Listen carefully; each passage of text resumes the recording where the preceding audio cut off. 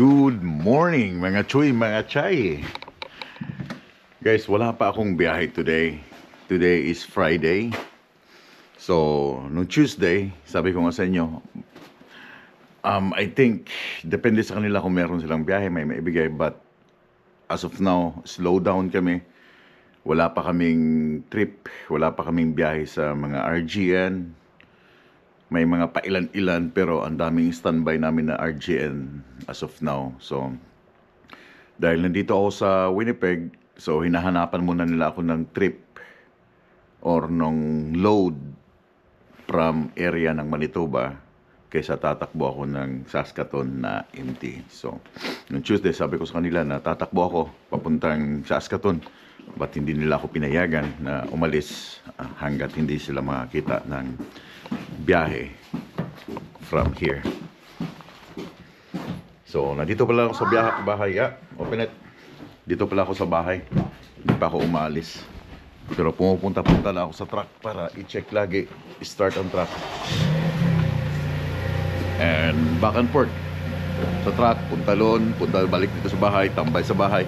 Dahil hindi ako nagbablog dahil wala naman akong pwedeng i-share sa inyo dahil nandito lang ako sa bahay. And ayokong magsawa kayo kakapanood na nandito lang sa Winnipeg, nandito lang sa bahay yung aking vlog. But just to update, wala pa akong biyahe. Today is Friday. And yeah, hoping, finger crossed na meron na by next week. Ganun talaga ang mga kumpanya nagsisimula, nag-i-start ng bagong taon. Kailangan mo nang iinit muna ang kanilang sistema.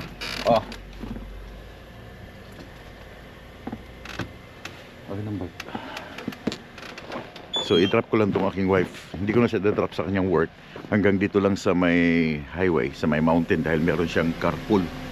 Ibig sabihin ng carpool, may sasakyan siyang kasamahan niya na doon din ang work sa Price.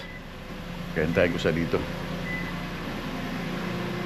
So pasensya na, walang upload, takes time dahil meron sana akong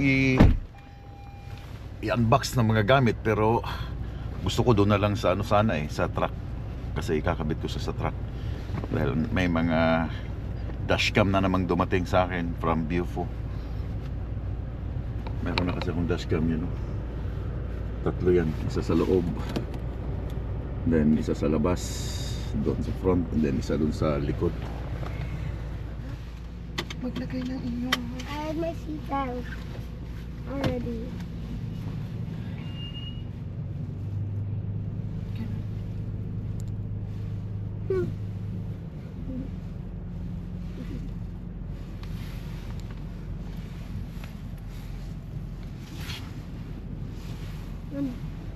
Did you use someone's charger earlier?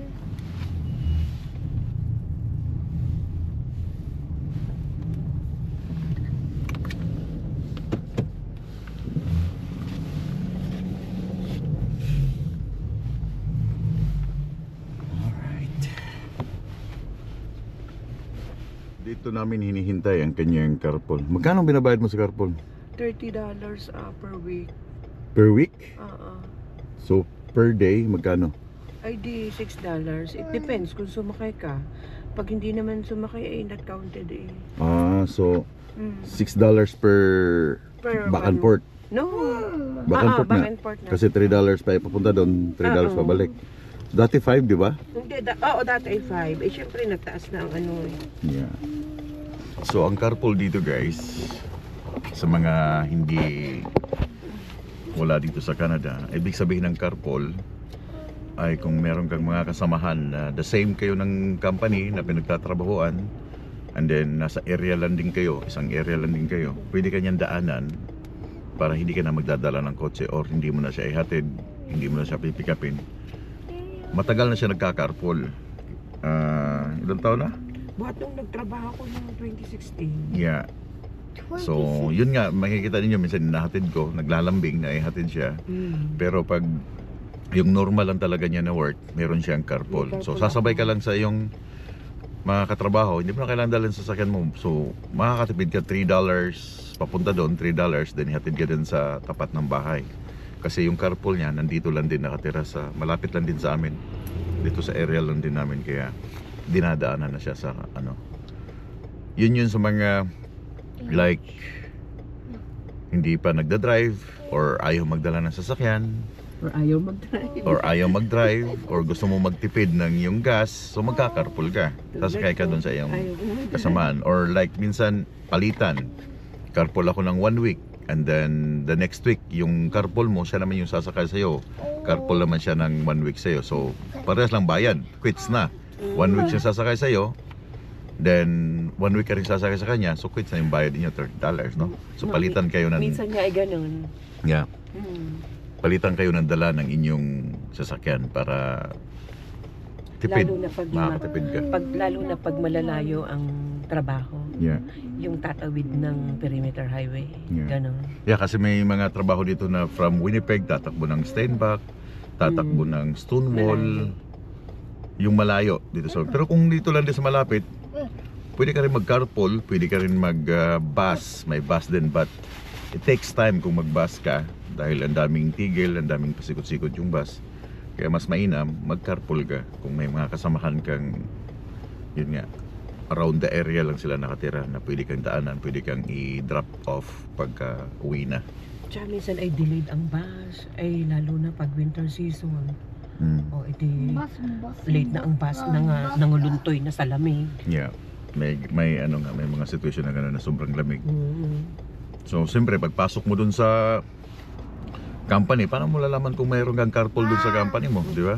Love you. Love you. Yeah, magtatanong ka, sino yung mga taga-area, sino yung mga taga-road, na pwede ka makikisabay. So, dito lang kami sa gilid ng highway. Hinihintay lang namin siya, yung kanyang carpool. Mga 7:10 or 7:11. 7:10, yeah, darating yung carpool. Then may may nagtanong sa akin bakit daw ayaw ko turuan yung asawa ko ng driving. Nag-aaral na siya ng drive before, bago pa siya nanganak kay Macaulay. Ano na siya, nag-schooling na ng drive kay Valverde. Hindi lang nga natuloy Kasi nga baby na. dahil nanganak. So matagal na sana siya nagde-drive.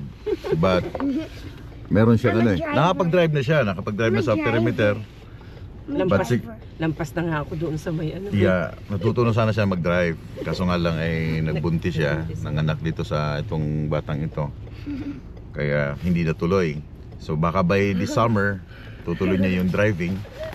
Kaso lang, yung aking sasakyan, isa lang ang sasakyan namin. Kaya nga. Ito lang yung aming sasakyan, palitan lang para wala masyadong bayarin sa mga bi-weekly. Pero kung magda-drive na siya, may license na siya at marunong na siya mag-drive, baka ibili ko siya ng second hand. Second hand lang muna, yung pangharabas lang everyday na magagamit niya. Kung gusto niyang Okay na, kalesa. kung gusto niyang mag-drive, no? Kung gusto niyang ano, kasi ito ginagamit din ito ng aking dalaga pag wala ako. Wala pa. So siya, kung mayroon na siyang lisensya Garbage can. at gusto niya sasakyan, well, kukuha siya magbayad. Ako magbabayad. Siya magbayad kasi may trabaho siya eh. Pero as of now, isa lang ang aming sasakyan ngayon. Dito lang ginagamit namin. Malapit na ito matapos. By ilang ano na lang, 2 years na. 1 year na lang. Oh, next year. Next year tapos na itong aming Highlander. Ma, next year Wala na kaming babayaran Ma, na ano. next year we're gonna have a new Kotse. Highlander. So ano pa lang siya, 57,000. Ano na siya, 6 years. Hindi siya masyadong gamit dahil itong Dito lang sasakyan na kami. to, nandito lang siya sa Winnipeg, umiikot-ikot gamit ng aking anak. Hindi talaga siya lumalabas ng malalayo. Kaya bata pa yung aking 57,000 kilometers. Fresh na fresh pa ang engine ito. No, we can go. Pero mataas na, I mean 6 years na siya. Pero fresh pa yung kanyang kilometers. Wala pang 100,000 yung kilometers. 100. Mahirap din pag maraming sasakyan dito. Yung ano kasi magbabayad ka ng bi-weekly. Bayad ka ng insurance mo, yung gas. So kung ikaw nagbabayad lahat, sa'yo lahat ng kargo, malaki-laki din yon, no? Kaya bilib ako dun sa iba na maraming sasakyan dito. Na talagang salute. Grabe yung grabe yung bongga ang kanilang pitaka. Kaya dito lang kami sa gilid guys, naghihintay. Yan ang kanyang carpool sa likod. Aray ko. Kaya ingat. Yeah. Love you. Love you. Thank you for the Yun, may bus naman kami dito. Yan sa likod yung kanyang carpool.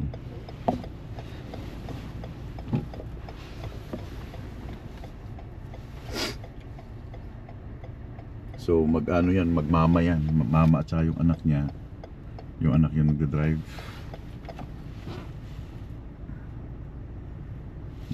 Isang work lang sila, isang company.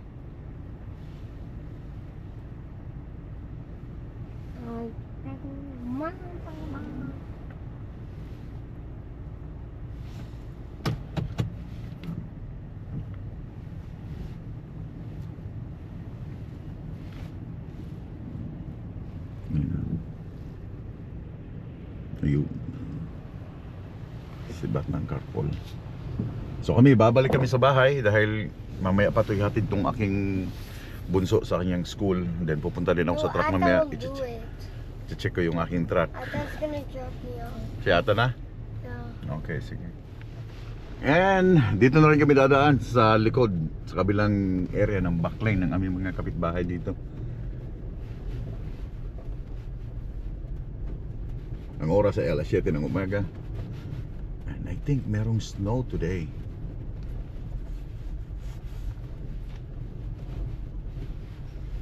Ito yung itsura ng mga backline dito guys. Mga kotse na sa labas. Kaya kayo kung winter time at pina-andar ninyo yung sasakyan nasa labas na inyong garahe, tapos iniwanan yung bukas or iniwanan yung nakakabit ang susi, yun ang paborito ng mga ano dito, yung mga karnapper. Kaya ito, wala siyang, yung karamihan dito may mga, meron naman siyang mga garahe, pero I don't know bakit. Siguro sa dami ng sasakyan nila, gaya nito, sa dami ng sasakyan, or yung garahe, punong-puno yung garahe, kagaya nun, no? Punong-puno yung garahe ay hindi na naipapasok yung kanilang mga kotse at nandyan lang sa labas nakatambay.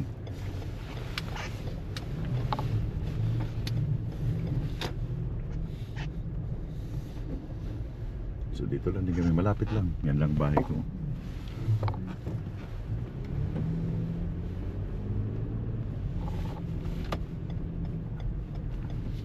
Dito lang ako eh. Dito lang kami. So I'll see you guys mamaya. Pupunta ako dun sa truck. Then let's see kung anong meron ang company today. Good morning mga chuy, mga chay. Dito ako sa may Kewitin today. Dito lang dito sa Winnipeg. Pupunta ako sa truck. Then bibili lang ako ng coffee dito. Kasi parang ang sarap humigop ng triple na steep tea. It's been a while na hindi ako nakabili. Dahil halos hindi ako lumalabas ng bahay.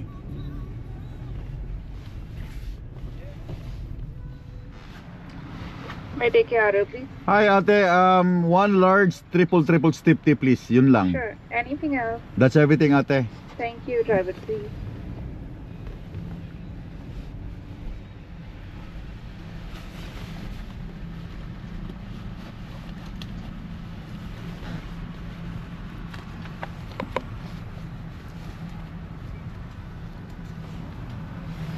Hello.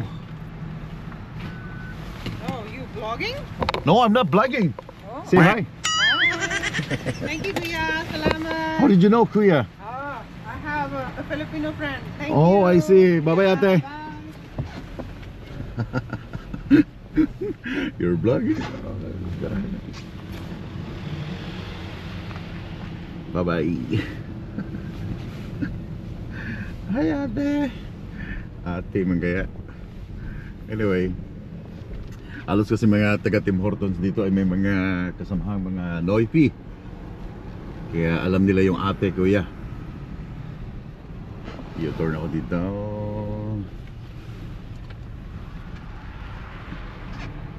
Para sa truck. Ito yung aking laging ruta basta papunta ng aking truck. Dito sa Route 90. Oh, that's my previous company, man. Red Army. So anyway, malapit lang to. Malapit lang to sa bahay. Dami mga truck dito. Nandito rin yung tindahan ng Kenworth.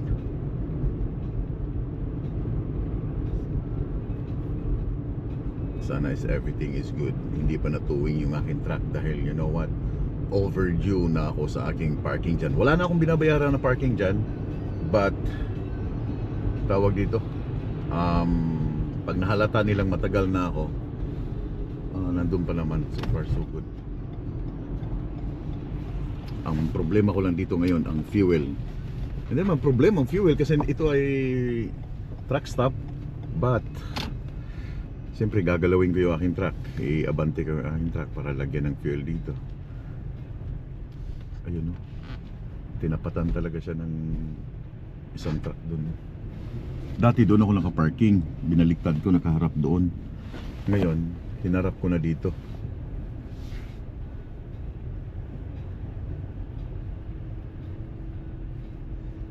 So walang nakakaparada dito sa gilid na truck. You know what? Dahil nilagyan ko talaga siya ng space. Pero pwede kang pumarada dito. Kasya ang isang truck. Pero I think natakot sila na pumarada dito dahil wala nang makitang halos kalsada.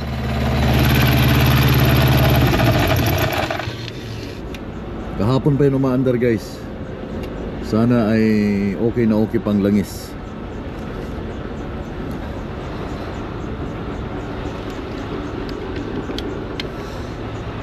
Ilang ano na ako, walang biyahe. Nakatambak lang siya dito sa likod. So ganun ang ginagawa ko, pinapatay ko siya. And then start ang makina. Yeah, dito sa gilid, pwede ka pang magparada dito. Pwede pa, isa pang truck. Kaso lang, walang pumaparada. Ayaw nila. So, kabagay, may mga snow dito sa gilid.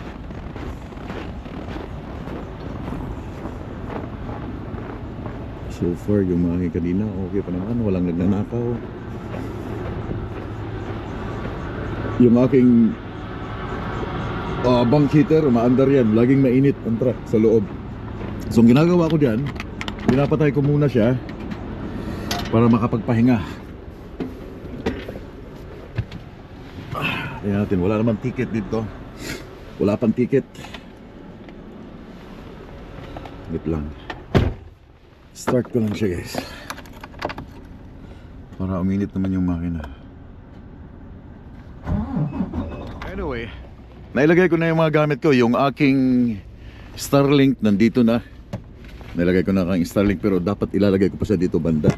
Pero kailangan ko ng parang tawag doon, yung makapasok ako na medyo mainit ang loob. So ito yung binili ko na ano ng Starlink sa Calgary. This is $400 guys. Ilaw ko nga.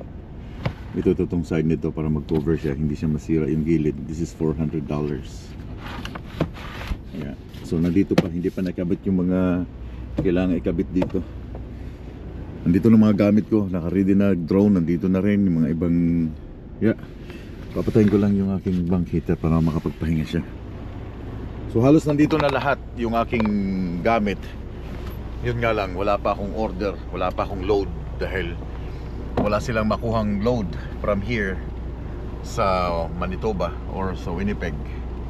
Kaya naghihintay ako ng kanilang advice. So yung aking fuel ay 1 quart na lang. Nung itinigil ko dito nasa 3/4. So 1 quart na lang. So kaya pa to ng mga hanggang weekend. Then mag-refuel na ako dun sa harap. Meron akong binili sa Timo kasi nga naghahanap ako nung mata, di ba? Yung mata ng Devil Eye. So meron ako nabili, matagal na to. Kaso lang masyado siyang maliit. Nilagay ko lang siya sa sasakyan. But ito siya. Isang peraso lang, tinisting ko lang siya kung talagang gagana.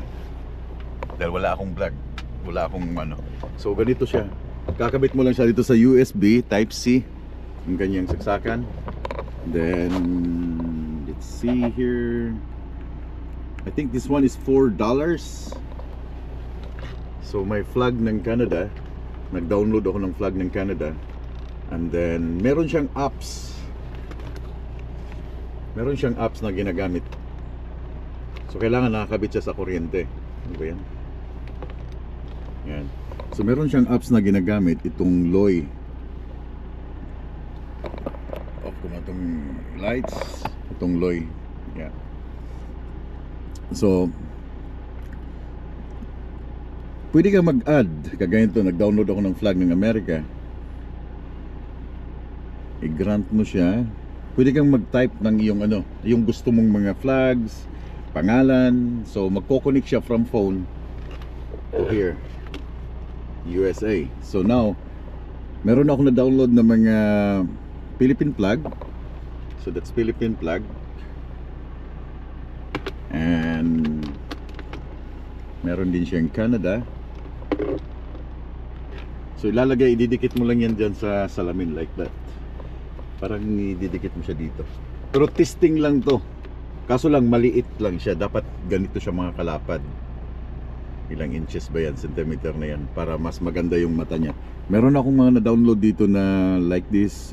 Temporary parking. So kukunin mo lang din siya dito sa apps. Meron siya mga ng apps. Turn off the high beam. And ano pa ba? Merge. Maganda to siya ilagay doon sa likod ng sasakyan. But pag nandito kasi sa sasakyan, yung aking anak hindi niya ginagamit. Tinatanggal niya, ayaw niyang merong ganun sa likod. And U-turn para makikita siya, no? Pag ilagay mo siya doon sa likod mismo. Makikita siya pag mag-U-turn ka o ano yung mga balak mong gagawin, ano yung mga movement mo. And like that. Okay, back up. So back up. Maganda siya sa likod. Sa likod ng kotse. Then meron din ako mga dinownload na mata, pero maliit nga siya. Ito siya, oh. Maliit lang. So kailangan siguro dagdagan ko ng isa na mas malaki. Siguro meron ako nakita sa AliExpress, but it's $100 ang price. This one is, I think this one is $4. Ganito lang siya kaliit. Ganyan lang. So may mga mata. So hindi siya maganda rin pag ilagay sa harap kapag ganitong ginagamit mo dahil nga maliit. Flasher, hazard, driving at night, driving slow down. Wala, yung aking truck ay nagano na siya, regen na siya. Dahil hindi siya masyadong nag-burn ng diesel, nagre-regen na. Tumataas yung kanyang RPM. Yeah. So dito, ganun din. Pedestrian crossing. Pero pag ilagay ko siya dito sa aking harap ng windshield, ito lang magiging labas niya. Lalagyan ko lang ng flag na ganyan, Philippines, or pabalik ako ng Canada, lalagyan ko ng Canada. Para tayong bus driver nito sa Pilipinas na may mga pangalan na kung saan ka pupunta. Pwede mo nang lagyan ng pwede ka mag-create dito na colorful text. Virginia. Okay, animation, show now, side left, sure. So magko-connect yan sa yung phone. So yan o, Virginia.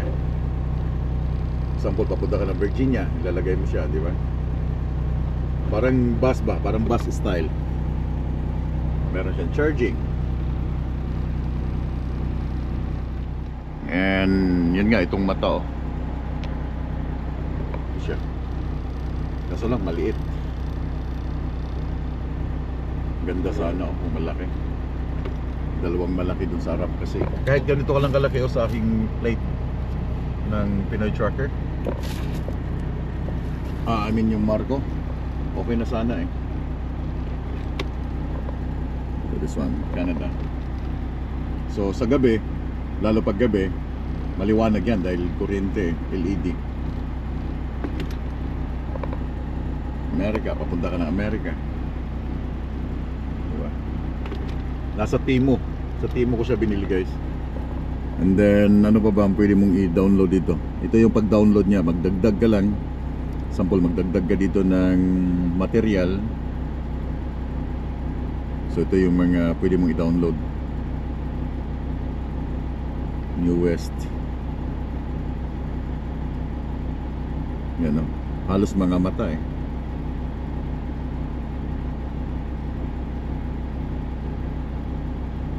Ganda sana kung malaki lang talaga siya.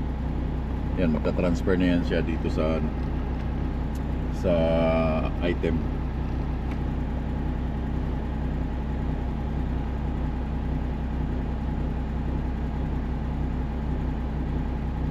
Yan, nagre-regen ang truck. That's good. Maliit lang eh. Pero maganda nga, sa mga may kotse, maganda to, bumili kayo nito tapos ilagay nyo dun sa likod ng inyong sasakyan. Mga pick up, ilagay nyo dun sa likod. Mayroon na siyang kasamang wire na mahaba. So 100% yun na siya. Di ba? Maliit nga lang. So didikit mo lang yan. Like that. Tapos may wire ka dun sa harap. Dito yung saksakan niya.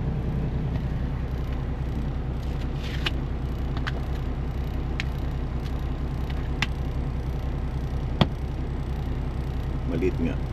Maliit lang siya. Pero I think kailangan ko lang dagdagan ng isa pa para at least dalawa.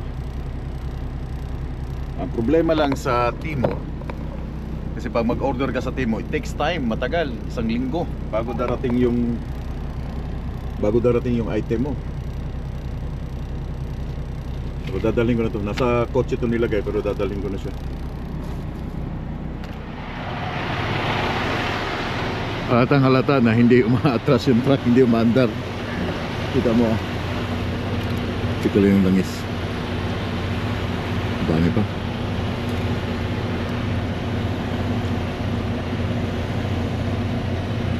Tibay din ng ano na to, ng APU na to. Kaya mo 24 hours siyang umaandar.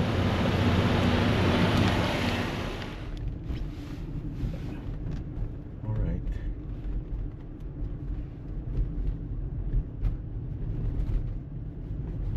Meron pa dito ng isa.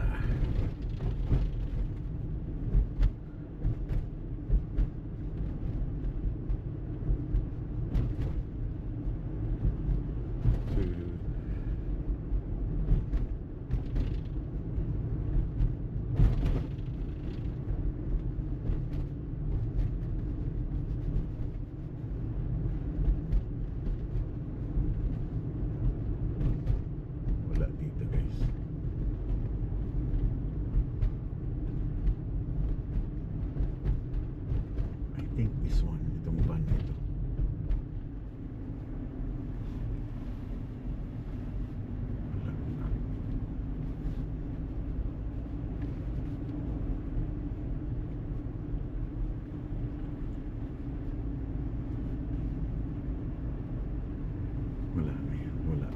Walang nagkakamera dito. This one. Nothing. Meron ako ibabalik sa Amazon. Ito hindi na babalik to sa kanilang ano. Hindi na babalik to through Amazon. Mapupunta na to sa ano doon? Yung bin. PC bin. Ito yung door opener remote control. Kasi hindi siya mag-match doon sa ating garage.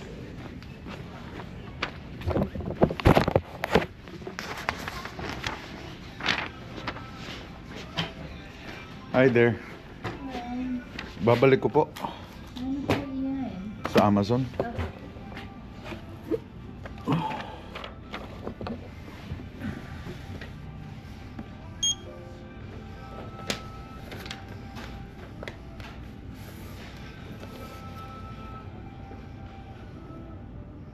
Buti nagbukas na kayo. Ay, naku, lagi naman bukas. It's just that yung Hindi agad siya maano, no? Service, no? Yan, tama.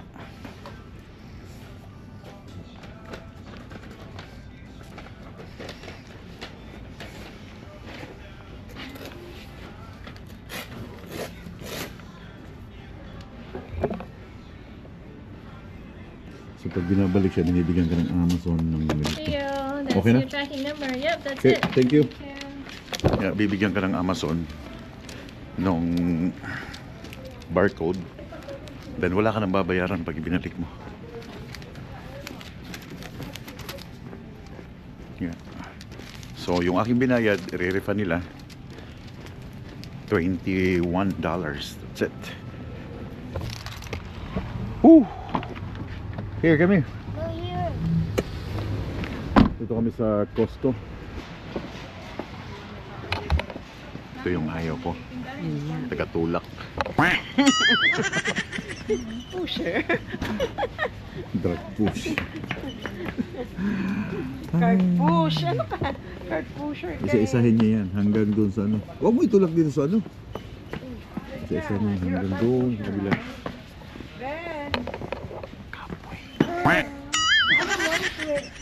Ito na lang.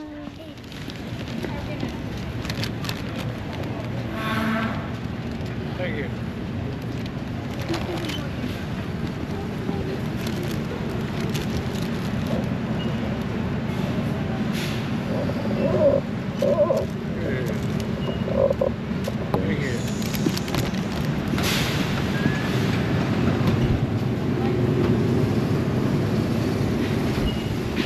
Oh, sarado na.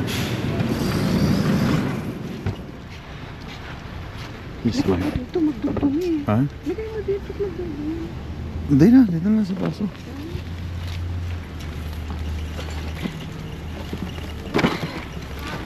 Wala naman sa akin dyan. Giant dog. Sa inyo na ba? Big dog. Big.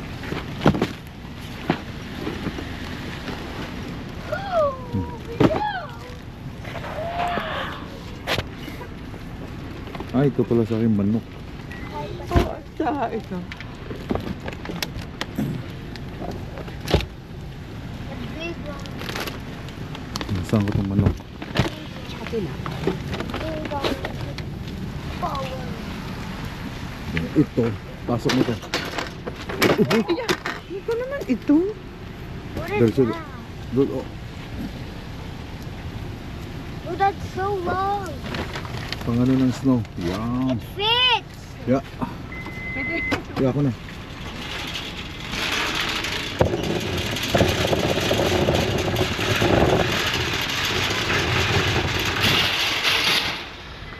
Hi guys. Tapos na kami dito sa Costco. What is that? Hey! Ayan. Ayoko. Ayoko ng granola. I don't like it either. Thank you so much guys. Pasensya na kung aking mga videos ay late. Wala akong masyadong upload kasi I don't know what to do.